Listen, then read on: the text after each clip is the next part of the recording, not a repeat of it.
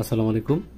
৩৬৫ দিনে এক বছর, আবার ৪ বছর পর পর লিপ ইয়ার হয়, তখন ৩৬৬ দিনে এক বছর হয়। সেই হিসেব করলে ৩৬৫.25 দিনে হচ্ছে এক বছর।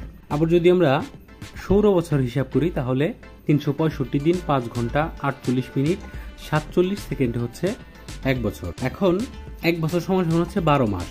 তো আমরা মাস কিন্তু ৩০ দিনে হিসাব করি, যদিও ২৮, ২৯, ৩০, ৩১ দিনেও মাস আছে।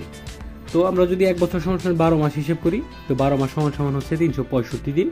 তো আমরা যদি এক বছর সমান সমান ১২ মাস এবং ৩৬৫ দিন ধরি, তাহলে ৩৬৫-র সাথে আমরা ইন্টু করব হচ্ছে ২৪ ঘন্টা, তাহলে হবে ৮৭৬০ ঘন্টা।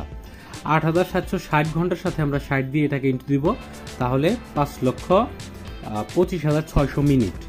এবং ৫,২৫,৬০০ মিনিটকে আবার আমরা ৬০ সেকেন্ডে যেহেতু ১ মিনিট, তাহলে ৬০ দিয়ে এটাকে আবার পূরণ করব, তাহলে এখানে ৩,১৫,৩৬,০০০ সেকেন্ডে হচ্ছে এক বছর।